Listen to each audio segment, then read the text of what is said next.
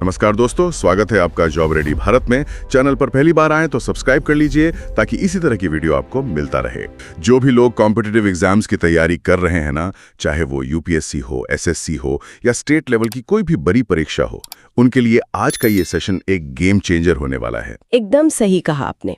अक्सर जब उम्मीदवार एग्जाम हॉल से बाहर आते हैं ना, तो उनका सबसे बड़ा दुख यही होता है कि उन्होंने किताबें तो बहुत पढ़ी थीं, पर एक खास तरह के सवालों ने उन्हें फंसा दिया। हाँ, और वो सवाल है कथन एवं कारण, यानी असर्शन एंड रीजन वाले क्वेश्चंस। इस हिस्से को देखकर अच्छे लोगों के हाथ पैर ठंडे पड़ जाते हैं। मतलब सिलेबस पूरा रटने के बाद भी लोग इनमें मात खा जाते हैं। लेकिन अगर इसको सही नजरिए से देखा जाए तो ये पेपर का सबसे स्कोरिंग हिस्सा है। वही तो आज हमारी कोशिश है। आज हमारे पास सोर्स के रूप में कुछ बहुत ही शानदार और स्ट्रैटेजिक पीडीएफ स्लाइड्स हैं। हम एक एक करके इन स्लाइड्स को पढ़ेंगे और एकदम बारीकी से समझाएंगे। और हमारा लक्ष्य यही है कि इस मुश्किल लगने वाले विषय को एक आसान पजल में बदल दिया जाए, क्योंकि देखिए, ये सवाल आपके ज्ञान से ज्यादा आपके लॉजिक का टेस्ट लेते हैं। सही बात है। तो चलिए बिना किसी देरी के शुरू करते हैं। इस स्लाइड की हेडिंग है अवधारणा और 4 मानक विकल्प, यानी कॉन्सेप्ट एंड 4 स्टैंडर्ड ऑप्शंस। जी, तो इसकी पहली लाइन पढ़ते हैं। लिखा है, कथन यानी असर्शन या दृढ़ दावा है।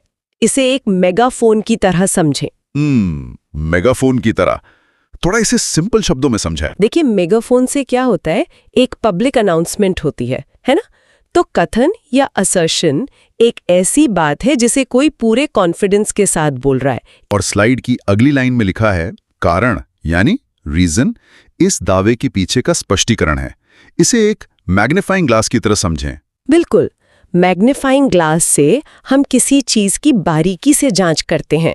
तो यहाँ कारण उस पहले वाले दावे की जांच करता है कि आखिर वो दावा सच क्यों है। मतलब एक तरफ हमारे पास एक पक्की पकाई बात है और दूसरी तरफ उस बात के वजूद में आने का लॉजिक। सही पकड़ा। अब आगे देखिए, स्लाइड में 4 स्टैंडर्ड ऑप्शंस दिए हैं जो एग्जाम में आते हैं। ये चारों ऑप्शंस एक चक्रव्यूह की तरह होते हैं। हाँ, मैं स्लाइड से पढ़ता हूँ। पहला बुलेट पॉइंट है विकल्प ए और आर दोनों सही हैं और आर ए की सही व्याख्या है। यानी यहाँ दोनों बातें सच भी हैं और जो रीजन है वो पूरी तरह से असर्शन को जस्टिफाई कर रहा है। उनके बीच एक डायरेक्ट कनेक्शन है। फिर आता है दूसरा बुलेट, विकल्प बी। ए और आर दोनों सही हैं, लेकिन आर ए की सही व्याख्या नहीं है। ये थोड़ा ट्रिकी है। इसका मतलब है कि दोनों बातें अपनी अपनी जगह तो एकदम सच है, लेकिन उनका आपस में कोई डायरेक्ट लेना देना नहीं है। और बाकी 2 ऑप्शंस तो काफी सिंपल लग रहे हैं। स्लाइड में लिखा है विकल्प सी, ए सही है लेकिन आर गलत है, और विकल्प डी, ए गलत है लेकिन आर सही है। हाँ, ये दोनों सी और डी बहुत सीधे हैं। इनमें एक लाइन सच होती है और एक झूठ। तो इस तरह हमारी पहली स्लाइड कंप्लीट हुई। अब आगे बढ़ते हैं। इसकी हेडिंग है छात्रों की असली चुनौती। ये बहुत इंपॉर्टेंट स्लाइड है। इसकी पहली लाइन क्या कहती है? इसमें लिखा है विकल्प सी और डी को खोजना बहुत आसान होता है क्योंकि उनमें से एक वाक्य सीधा सीधा गलत होता है। और यही बात मैं भी बता रही थी। अगर आपका बेसिक नॉलेज क्लियर है तो आप आसानी से पकड़ लेंगे कि कौन सी बात झूठ है। लिखा है असली कंफ्यूजन विकल्प ए और बी के बीच होता है। क्या दिया गया कारण सच में कथन को समझा रहा है या दोनों बस अपनी जगह सही हैं? और पता है ऐसा क्यों होता है? मैं इसको थोड़ा डिटेल में समझाती हूँ। एक कॉन्सेप्ट होता है साइकोलॉजी में जिसे पैटर्निसिटी कहते हैं। पैटर्निसिटी, ये क्या होता है? हमारा दिमाग हमेशा 2 चीजों के बीच कनेक्शन ढूंढने की कोशिश करता है, भले ही वहां कोई कनेक्शन ना हो। जैसे बादलों में शक्ल देखना। ओह अच्छा, मतलब जब हम एग्जाम में 2 ऐसी बातें पढ़ते हैं जो सच लग रही होती हैं, तो हमारा दिमाग खुद ही उनके बीच एक कहानी बना लेता है। एकदम सही। इसको कॉन्फर्मेशन बायस भी कहते हैं। दिमाग कहता है अरे दोनों सच है तो पक्का जुड़े ही होंगे, और लोग ऑप्शन ए टिक करके आ जाते हैं जबकि आंसर बी होता है। ये तो सच में एक बहुत बड़ा ट्रैप है। पर इस ट्रैप से बचें कैसे? इसका जवाब हमारी अगली स्लाइड में है। हाँ, इसकी हेडिंग पढ़िए। हेडिंग है, लिखा है चरण 1, स्वतंत्र तथ्य जांच या इंडिपेंडेंट फैक्ट चेक। फिर बुलेट पॉइंट में लिखा है ए और आर को 2 अजनबियों की तरह बिल्कुल अलग अलग पढ़ें। इसका अर्थ ये है कि शुरू में ही उनको जोड़ने की कोशिश बिल्कुल ना करें। उन्हें अलग अलग देखें कि क्या ए साइंटिफिकली या हिस्टोरिकली सच है, फिर ए को भूल जाएं और सोचें कि क्या आर सच है। और इसमें एक नोट लिखा है, इसे इन्होंने हाईलाइट किया है, मैजिक रूल। अगर दोनों में से एक भी कथन गलत निकला तो आपका उत्तर तुरंत सी या डी होगा। ये मैजिक रूल आपका टाइम बचाता है एग्जाम में। अगर फैक्ट चेक में कोई एक भी लाइन गलत मिल गई तो कनेक्शन ढूंढने की जरूरत ही नहीं है, सीधा सी या डी लगाओ और आगे बढ़ो। ये तो सेकंडों में सवाल हल करने का तरीका हो गया। पर अगर दोनों बातें सच निकल आएं तब क्या? उसके लिए स्लाइड में लिखा है चरण 2, द कनेक्शन टेस्ट। जी और इसके नीचे की लाइन काफी इंटरेस्टिंग है। हाँ, इसमें लिखा है अगर ए और आर दोनों सही साबित होते हैं तो वाक्यों के बीच क्योंकि या इसलिए का पुल बनाना है। पुल बनाना यानी एक ब्रिज बनाना। इस ब्रिज को लगाने के बाद दोनों वाक्यों को एक साथ एक सेंटेंस की तरह पढ़ें। मतलब हमें देखना है कि क्या इस पुल का कोई लॉजिकल सेंस निकल रहा है या नहीं। बिल्कुल।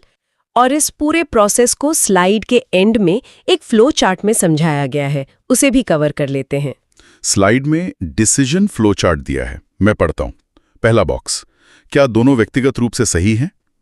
उसमें से एक तीर जा रहा है नहीं की तरफ, जिसका रिजल्ट है सी या डी चुनें। और दूसरा तीर जा रहा है हाँ की तरफ, जिसमें लिखा है बीच में क्योंकि लगाएं। उसके बाद एक और आखिरी सवाल है, क्या आर ए का सही कारण बता रहा है? अगर जवाब हाँ है तो ऑप्शन ए, अगर नहीं तो ऑप्शन बी। बस ये फ्लो चार्ट हर एक उस स्टूडेंट को अपने दिमाग में छाप लेना चाहिए जो इन सवालों से डरता है। ये हुई ना बात। अब हमने कॉन्सेप्ट्स और ट्रिक्स तो पूरी तरह पढ़ लिए, पर इनको अप्लाई करना भी आना चाहिए। इसलिए अब हम प्रैक्टिकल एग्जाम्पल्स की तरफ चलते हैं। जी हाँ, थ्योरी बिना प्रैक्टिस के अधूरी है। हेडिंग है उदाहरण 1, तथ्य जांच का जादू। इसमें एक सवाल दिया है। मैं सवाल को समझाती हूँ, आप पढ़िए। कथन यानी असर्शन ए है, ऊर्जा का पिरामिड सीधा होता है लेकिन उल्टा भी हो सकता है। और कारण आर है, एक पोशी स्तर यानी ट्रॉफिक लेवल से दूसरे में ऊर्जा हमेशा कम होती है। अब हम अपना स्टेप 1 यहाँ लगाएंगे, इंडिपेंडेंट फैक्ट चेक। चलिए देखते हैं क्या ऊर्जा का पिरामिड उल्टा हो सकता है। जहां तक मुझे याद है इकोलॉजी में पढ़ाया जाता है कि एनर्जी पिरामिड हमेशा सीधा होता है। एकदम सही। थर्मोडायनेमिक्स के नियम के हिसाब से ये कभी उल्टा नहीं हो सकता। तो इसका क्या मतलब हुआ? इसका मतलब हमारा कथन ए पहले ही स्टेप में गलत साबित हो गया। एग्जैक्टली। और जैसे ही ए गलत हुआ हमारा मैजिक रूल एक्टिव हो जाता है। हमें रीजन आर के बारे में ज्यादा सोचने की जरूरत ही नहीं है। भरे आप साइंटिफिकली सही है कि एनर्जी ट्रांसफर में हमेशा कम होती है, पर आ के गलत होने की वजह से इसका डायरेक्ट आंसर ऑप्शन डी होगा। देखा आपने कितने आसानी से बिना किसी कंफ्यूजन के आंसर आ गया। इसमें दिमाग को थकाना ही नहीं पड़ा। बहुत बढ़िया। अब आगे बढ़ते हैं। अब इसकी हेडिंग है उदाहरण 2, सही व्याख्या परफेक्ट फिट। ये भी बड़ा दिलचस्प सवाल है पॉलिटी का। हाँ, मैं पढ़ता हूँ। कथन ए है, भारत एक गणराज्य है, और कारण आर है, भारत का राष्ट्रपति निर्वाचित होता है। अब फिर से वही पहला स्टेप, बिना किसी शॉर्टकट के। क्या भारत एक गणराज्य यानी रिपब्लिक है? जी हाँ, हमारी प्रस्तावना में ही लिखा है। और क्या भारत का राष्ट्रपति निर्वाचित यानी इलेक्ट होता है? हाँ, ये भी एकदम सही फैक्ट है। मतलब दोनों बातें अपनी अपनी जगह स्वतंत्र रूप से सही हैं। अब हम क्या करेंगे? अब हम अपना ब्रिज बनाएंगे। स्टेप 2, क्योंकि लगाएंगे। वाक्य बनेगा, भारत एक गणराज्य है क्योंकि भारत का राष्ट्रपति निर्वाचित होता है। अब इस नए वाक्य को ध्यान से सुनिए। क्या इसका कोई सॉलिड लॉजिक बन रहा है? पॉलिटिकल साइंस के हिसाब से तो गणराज्य का मतलब ही यही होता है कि देश का प्रमुख चुना जाए, न कि किसी राजा का बेटा हो। बिल्कुल। तो यहाँ जो लॉजिक का पुल है ना, वो फौलाद की तरह मजबूत है। आर ए की 100% सही व्याख्या कर रहा है। इसलिए इसका आंसर बिना किसी डाउट के ऑप्शन ए होगा। यहां तक तो आसान था, पर मुझे लगता है अगला एग्जाम्पल हमें फंसाने वाला है। हाँ, क्योंकि असली एग्जाम में बाउंसर्स भी आते हैं। सही कहा। तो चलिए अब हम स्लाइड 6 देख रहे हैं। इसकी हेडिंग भी यही है, उदाहरण 3, भ्रामक संबंध, द ट्रैप। इसको बहुत ध्यान से समझना होगा। मैं रीड करता हूं। कथन ए है, अधिकांश प्राचीन सभ्यताएं नदियों के पास विकसित हुईं, और कारण आर है, मनुष्य का मुख्य व्यवसाय कृषि था। चलिए फिर से स्टेप 1 पर आते हैं। हिस्ट्री का फैक्ट चेक करते हैं। क्या प्राचीन सभ्यताएं नदियों के पास बसी थीं? हाँ, चाहे इंडस वैली हो या नाइल, सब नदियों के पास थे, तो ए सही है। और क्या प्राचीन काल में इंसान का मुख्य काम कृषि यानी एग्रीकल्चर था? ये भी हिस्टोरिकल फैक्ट है, तो आर भी सही है। दोनों सच है। अब हमारा दिमाग यहाँ वही पैटर्निस्टी वाली गलती करने की कोशिश करेगा। हाँ, अगर मैं एक नॉर्मल स्टूडेंट की तरह सोचूं तो मैं इनके बीच पुल बना लूंगा। प्राचीन सभ्यताएं नदियों के पास बसी क्योंकि मनुष्य का मुख्य व्यवसाय कृषि था। और सुनने में ये बहुत ही बढ़िया और लॉजिकल लग रहा है ना? बिल्कुल। मुझे तो लग रहा है ऑप्शन ए ही इसका आंसर होना चाहिए।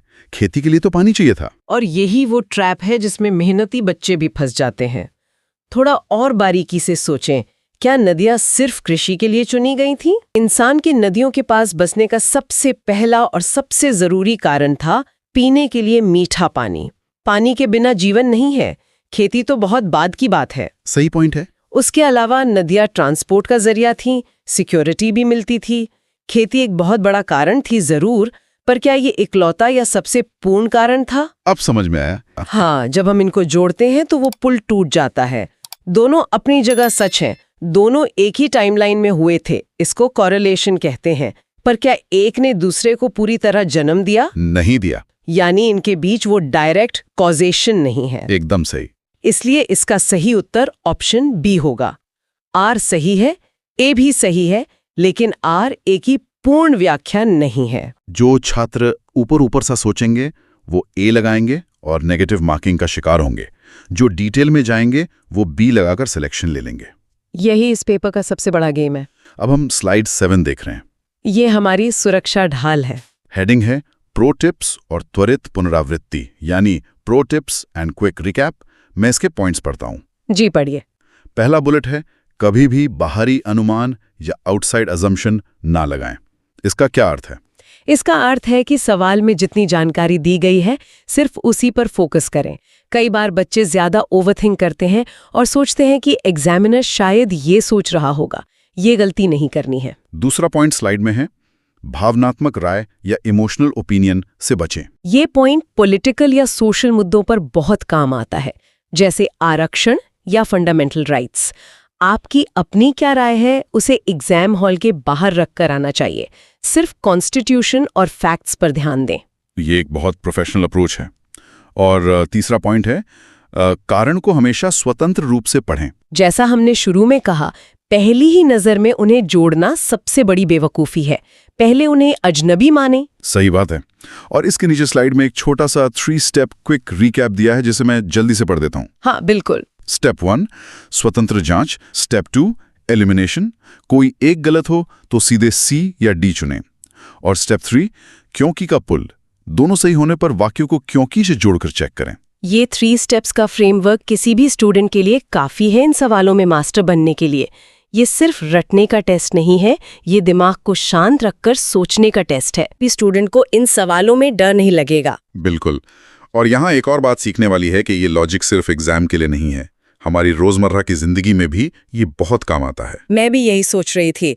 अगर हम इस स्वतंत्र जांच और कनेक्शन टेस्ट को अपनी आदत बना लें तो आसपास फैली अफवाहों से बच सकते हैं। जी हाँ, और इसीलिए आज के इस गहन विश्लेषण को खत्म करने से पहले मैं आप सभी श्रोताओं के लिए एक सोचने वाला सवाल छोड़ना चाहता हूँ।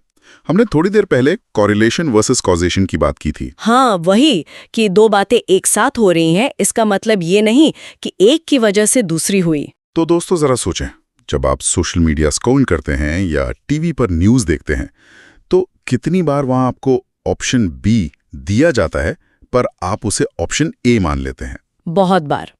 एल्गोरिदम्स तो चाहते ही यही है कि हम दो अलग सच बातों के बीच गलत पुल बना लें। बिल्कुल। तो आज आप सबका टास्क यही है कि पिछले कुछ दिनों में आपने कहाँ ऐसी जल्दबाजी में 2 बातों को जोड़ दिया था, उस पर विचार करें। अपना खुद का एक इंडिपेंडेंट फैक्ट चेक करें। और इन्हीं विचारों के साथ हम इस डीप डाइव को यहीं विराम देते हैं। मुझे उम्मीद है आप सबको इस विश्लेषण से बहुत फायदा होगा। अगर आपको ये वीडियो पसंद आया हो तो वीडियो को लाइक करें, चैनल को सब्सक्राइब करें और बेल आइकन को जरूर दबाएं ताकि ऐसे ही महत्वपूर्ण वीडियो आपको मिलते रहें। धन्यवाद।